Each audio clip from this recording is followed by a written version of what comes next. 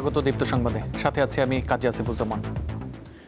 Saudi আরবের রিয়াদে একটি sofa কারখানায় অগ্নিকাণ্ডে ১৬ বাংলাদেশি নিহত হয়েছেন। তাদের মধ্যে ১৩ জনের বাড়ি নওগাঁয়, ৩ জন নাটোরের। রবিবার স্থানীয় সময় দুপুর ২টার দিকে রিয়াদের শিফা থানাধীন মুসা সানাইয়া শিল্প এলাকায় এই দুর্ঘটনা ঘটে। রিয়াদে বাংলাদেশ দূতাবাসের বরাতে প্রবাসী কল্যাণ মন্ত্রণালয় জানিয়েছে, অগ্নিকাণ্ডে ঘটনাস্থলে ১৬ জন নিহত হওয়ার তথ্য দিয়েছে ফায়ার সার্ভিসের উদ্ধারকর্মীরা। আগুনে পুড়ে যাওয়ায় মৃতদেহগুলো শনাক্ত করা কঠিন হয়ে পড়েছে। নওগাঁ ১৩ জনের মধ্যে ১২ জনের বাড়ি আত্রাই উপজেলায়, ১ জন সদরের, আর নাটোরের ৩ জনের বাড়ি নলডাঙ্গা উপজেলায়।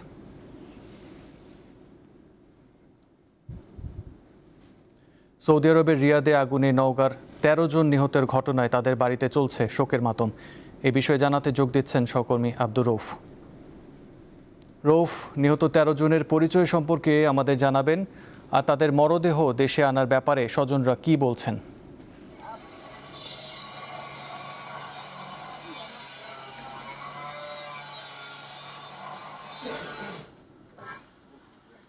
আপনি যেমনটি বলছিলেন, গতকালকে প্রায় দুপুরের দিকে সৌদিতে যে মর্মান্তিক অগ্নি ঘটনা ঘটেছে, সেই অগ্নি ঘটনার যে নিহত ১৬ জনের মধ্যে ১৩ জনের বাড়ি হচ্ছে নওগাঁর আত্রাই উপজেলায়।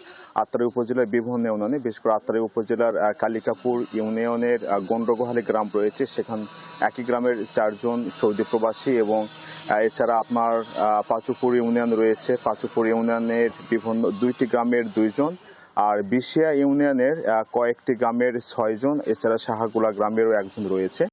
তো স্থানীয়দের বরাত দিয়ে যেটা জানা গেছে, এবং স্থানীয় নিহত যে পরিবার রয়েছে, পরিবারের সূত্রে জানা গেছে যে যারা মারা গেছে তারা অবৈধভাবে সৌদিতে গিয়েছিল, এবং যে কারখানায় তারা কাজ করত তাদের বৈধ কোনো কাগজপত্র না থাকার কারণে সে কারখানার ভিতরেই তাদের একটি কক্ষে আটকে রাখা হতো।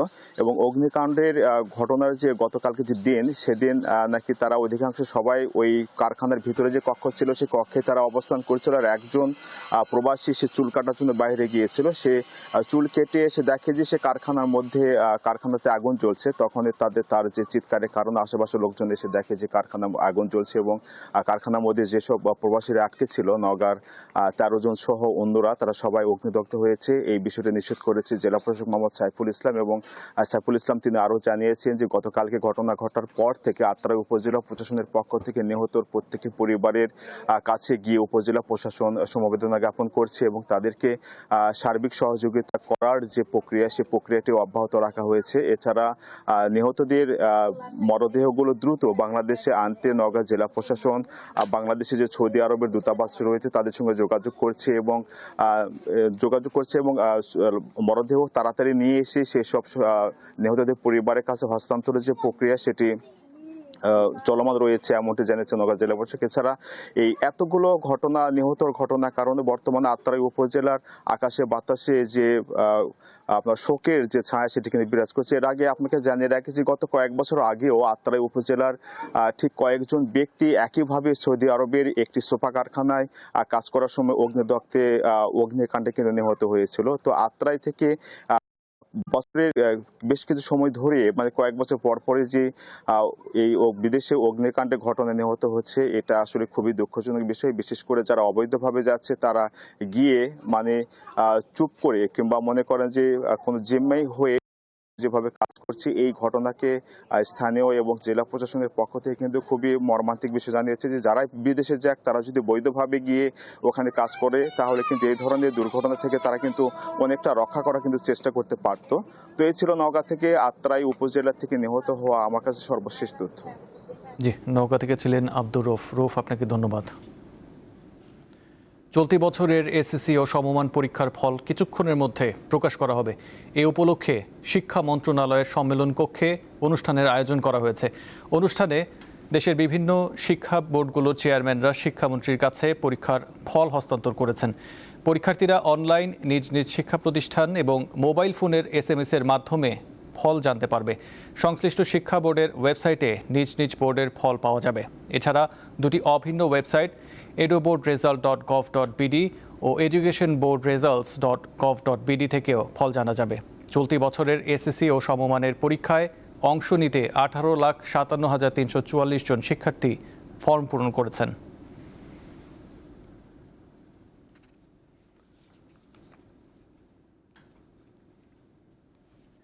200 কোটি টাকার বেশি খেলাপি ঋণ রয়েছে এমন আরও 42টি প্রতিষ্ঠানকে চিহ্নিত করে বিদেশে পাচার করা তাদের অর্থ ও সম্পদ উদ্ধারে তৎপরতা শুরু করেছে দেশটির সংশ্লিষ্ট ব্যাংকগুলো।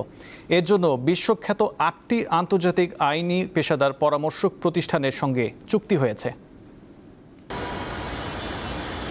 যুক্তরাজ্য, যুক্তরাষ্ট্র, সংযুক্ত আরব আমিরাত, কানাডা, সিঙ্গাপুর ও মালয়েশিয়া সহ 12টি দেশকে প্রধান লক্ষ্য করে পাচারের অর্থ উদ্ধারের চেষ্টা করা হচ্ছে।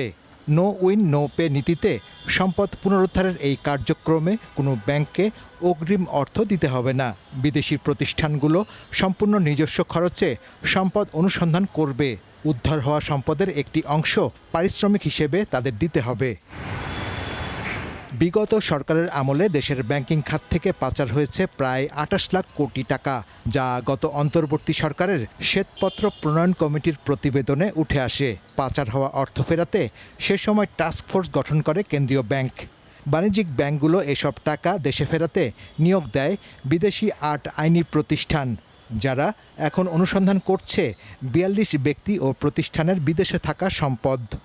200 কোটি টাকার অধিক যে ঋণগুলো আছে, যেগুলো খেলাপি হয়েছে এবং তার মধ্যেও বেশ কিছু পাচার হয়েছে, সেই অর্থগুলো আমরা কীভাবে আমাদের ডিপ্লোমেসির মাধ্যমে হোক বা বিভিন্ন আইনি প্রক্রিয়ার মাধ্যমে হোক দেশে ফিরিয়ে আনা যায়, তার জন্য আমরা আন্তর্জাতিক বিভিন্ন প্রতিষ্ঠান যাদের পাচারকৃত অর্থ ফিরিয়ে আনার মতো সাকসেস স্টোরি আছে তাদের সাথে চুক্তিবদ্ধ হই। পাচারের অর্থ ফেরানোর অগ্রগতি জানতে রোববার বাণিজ্যিক ব্যাংকগুলোর শীর্ষ নির্বাহীদের সঙ্গে বৈঠক করেছে বাংলাদেশ ব্যাংক।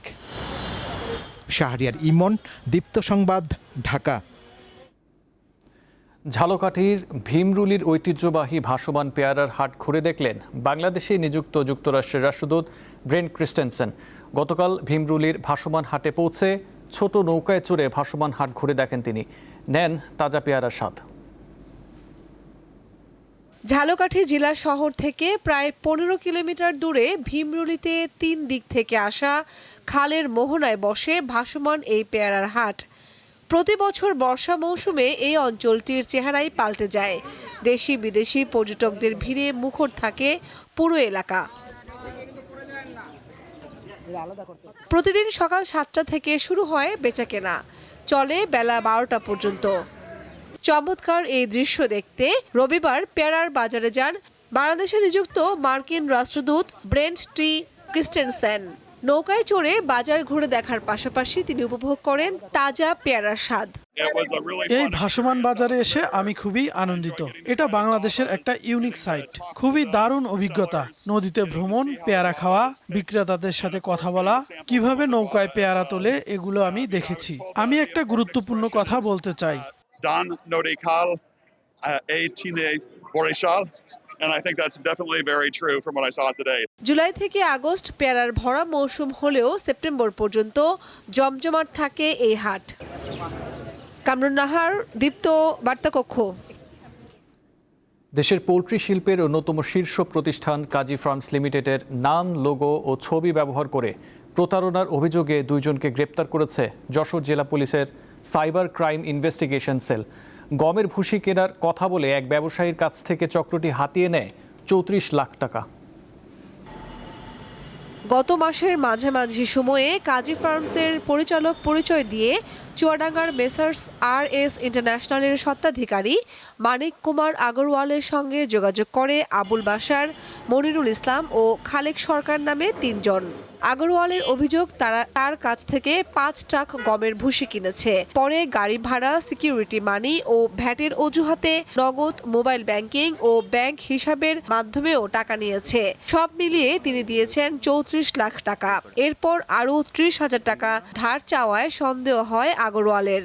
লোকগুলো আমাদেরকে ফোন করে বললো, ম্যানেজার সাহেব যে আপনার গাড়ি পড়ছে, আমরা মাল নামিয়ে নিচ্ছি, মালের কোয়ালিটি ঠিক আছে, আপনি বাকি মালগুলো লোড করে দিয়ে। ভাই বিলের সংক্রান্ত কথাবার্তা যখন হলো তখন যাই ওনাদের ভিতরে কথার গড়মিল পেলাম। আমরা সেই নিয়ম মাফিক ওনারা যেভাবে বললে সেভাবে কাজ কাম করলাম। বিকাল বেলা দেখে আর কেউ ফোন ধরে না, কেউ ফিডব্যাকও করে। আমাদের কাজী ফার্মের মতন একটা বড় কোম্পানি, ওনারা তো এই কাজ করবে না। ম্যানেজার আমাদেরকে রিং করে বলছে যে দাদা কিছু মনে করেন না, আমার ওয়াইফ খুব অসুস্থ, আমার একবার 30,000 টাকা লাগবে, বিকাশে 30,000 টাকা দিতে পারবেন কিনা। তখন আমরা আমাদের সন্দেহ 100 আমরা শিওর হলাম যে আমরা সিটের রাতে পড়ে গেছি। এই ঘটনায় গত 5 আগস্ট ওই 3 জনের বিরুদ্ধে প্রতারণার মামলা করেন ব্যবসায়ী আগরওয়াল। পরে ওই রাতেই যশোর থেকে মনিরুল ইসলামকে গ্রেপ্তার করে পুলিশ। পরে তার দেওয়া তথ্যের ভিত্তিতে খালেক সরকারকেও গ্রেপ্তার করা হয়। এই সময় তাদের কাছ থেকে 7টি মোবাইল, 2টি ল্যাপটপ, সিম, চেক বই, ভুয়া এনআইডি ও জাল বিল ভাউচার উদ্ধার করা হয়। এছাড়া উদ্ধার করা হয় 10 লাখ টাকা। এই প্রতারক চক্র তাদেরকে অনলাইন ব্যাংকিং এর মাধ্যমে টাকা পরিশোধ করবে মর্মে জানায়। যশোরের কাজী ফার্মের মূল কার্যালয়ে যোগাযোগ করলে তারা জানতে পারে যে এরা কাজী ফার্মের কেউ না এবং এরা প্রতারক চক্র। মামলার তদন্ত চলমান এবং অন্যান্য আসামি গ্রেপ্তারের চেষ্টায় আছে। পাবনার চাটমোহরে অভিযান চালিয়ে চক্রের আরেক সদস্য আবুল বাশারকে গ্রেপ্তারে অভিযান চলছে। এরই মধ্যে তার প্রতিষ্ঠান থেকে উদ্ধার করা হয়েছে 77 বস্তা গমের ভুসি ও 185টি খালি বস্তা। কামরুন নাহার, দীপ্ত, বার্তাকক্ষ। নতুন প্রজন্মের নারী নেতৃত্ব, দৃঢ়তা ও ভবিষ্যতের আকাঙ্ক্ষাকে উদযাপন করতে ঢাকায় অনুষ্ঠিত হয়েছে শি লিডস টুমরো শীর্ষক অনুষ্ঠান। জাতিসংঘের আবাসিক সমন্বয়কারীর কার্যালয়, ইউএন উইমেন এবং ইউএনওপিএস বাংলাদেশ যৌথভাবে এর আয়োজন করে। রবিবার রাজধানীর মুক্তিযুদ্ধ জাদুঘরে অনুষ্ঠিত এই উদ্যোগটি জয়েন্ট এসডিজি ফান্ডের সহায়তায় বাস্তবায়িত হয়েছে। প্রকল্পের মাধ্যমে দেশের বিভিন্ন সম্প্রদায়ের 1000-এরও বেশি কিশোরী ও তরুণীকে নেতৃত্ব ও নিজ নিজ সমাজে পরিবর্তনের কারিগর হিসেবে গড়ে তোলার সুযোগ দেওয়া হয়েছে।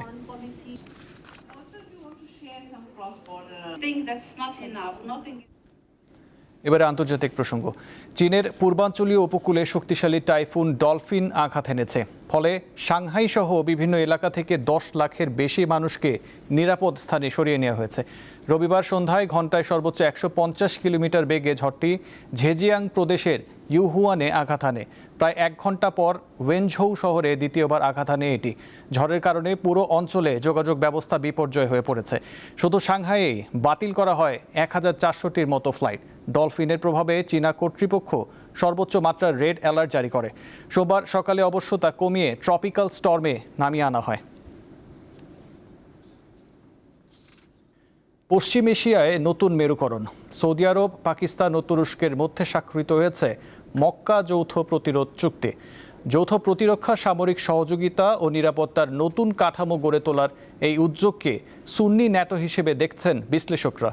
তবে আঞ্চলিক শক্তির ভারসাম্যে এই জোট কতটা প্রভাব ফেলবে সেটি এখন বড় প্রশ্ন। মক্কা যৌথ প্রতিরোধ চুক্তি করেছে সৌদি আরব, পাকিস্তান ও তুরস্ক। ইরানের সাথে যুক্তরাষ্ট্র ও ইসরায়েলের যুদ্ধের কারণে পশ্চিম এশিয়ায় চলমান এই অস্থিরতার মধ্যেই নতুন এই জোটের আত্মপ্রকাশ হলো। প্রায় 1 বছর ধরে চলা দর কষাকষি শেষে স্বাক্ষরিত এই চুক্তিকে পশ্চিম এশিয়ায় একটি নতুন সুন্নি ন্যাটো বা ইসলামিক ন্যাটোর সাথে তুলনা করছেন আন্তর্জাতিক বিশ্লেষকরা। তুলনা করার যথেষ্ট কারণও রয়েছে, কারণ মক্কা চুক্তির মূল ভিত্তি গড়ে উঠেছে ন্যাটোর যৌথ প্রতিরক্ষা নীতির ওপর। ন্যাটোর 5 নম্বর ধারার মতোই এই চুক্তিতে স্পষ্ট করা হয়েছে, স্বাক্ষরকারী কোনো দেশের ওপর আক্রমণ মানে তা জোটের উপর আক্রমণ। আবার নতুন জোটের আওতায় রাজনৈতিক ও সামরিক কমিটিও গঠিত হবে। এসব কমিটিতে পররাষ্ট্রমন্ত্রী, প্রতিরক্ষা মন্ত্রী ও সামরিক বাহিনীর প্রধানেরা থাকবেন। সৌদি আরবে থাকবে একটি সচিবালয়। বিশ্লেষকরা বলছেন, এই চুক্তির মাধ্যমে শক্তিশালী মুসলিম 3 দেশের সামরিক ও আর্থিক শক্তি একত্র হলো। সৌদি আরবের আর্থিক শক্তি ও প্রভাব, তুরস্কের আধুনিক সামরিক ও প্রতিরক্ষা শিল্প এবং পাকিস্তানের পারমাণবিক ও সামরিক শক্তি। তাদের বিরুদ্ধে যে কোনো আগ্রাসন ঠেকানোই মূল লক্ষ্য। এছাড়া গোয়েন্দা তথ্যের আদান প্রদান, জ্বালানি, প্রতিরক্ষা ব্যয় ও উৎপাদনের সহযোগিতা বৃদ্ধি তো রয়েছেই। যদিও এই জোটকে ভালো চোখে দেখছে না ইরান। একে কাগুজে চুক্তি হিসেবে উল্লেখ করে সৌদি আরবকে নিরাপত্তার জন্য মিত্রদের উপর নির্ভর না করার সতর্কবার্তা দিয়েছে দেশটি। তবে এটি ইরানকে লক্ষ্য করে করা হয়নি বলে জানিয়েছে তুরস্ক। চুক্তিটির প্রস্তুতি প্রায় 2 বছর 8 মাস ধরে চলছিল বলে জানিয়েছে দেশটি। ইরান সমর্থিত গোষ্ঠী ও ইরানের হামলার শিকার সৌদি আরব। অন্যদিকে পশ্চিম ও মধ্য এশিয়ার মুসলিম দেশগুলোর সাথে বন্ধুত্বপূর্ণ সম্পর্কের মাধ্যমে এই অঞ্চলে একটি বড় শক্তি হিসেবে আত্মপ্রকাশ করার লক্ষ্য পাকিস্তানের। বিশ্লেষকদের তথ্যমতে যুক্তরাষ্ট্রের মিত্র উপসাগরীয় দেশগুলোর উপর তেহরানের পাল্টা আঘাতের পর মার্কিন নিরাপত্তার সীমাবদ্ধতা প্রকাশ পেয়েছে। আর এ পরিস্থিতি এই দেশগুলোকে এক ছাতার নিচে আসতে বাধ্য করেছে। এছাড়া এ চুক্তি অঞ্চল ভিত্তিক একটি নিজস্ব নিরাপত্তার ব্যবস্থা গড়ে তুলতেও অবদান রাখবে। আন্তর্জাতিক বিশ্লেষকরা বলছেন অতীতেও বেশ কয়েকবার এরকম জোট হয়েছে। কেউ আলোর মুখ দেখেছে, আবার কেউ সফল হয়নি। তাই সময় বলে দেবে এই মক্কা যৌথ প্রতিরোধ চুক্তি কতটা সফল হবে। ইশরাত সুমা, দীপ্তবার্তা কক্ষ। এই ছিল এখনকার মতো। পরবর্তী সংবাদ 12টায় দেখার আমন্ত্রণ রইল। এছাড়াও তথ্য বিনোদনের খবর পেতে চোখ রাখুন দীপ্ত টিভি ডিজিটাল প্ল্যাটফর্মগুলোতে। ধন্যবাদ।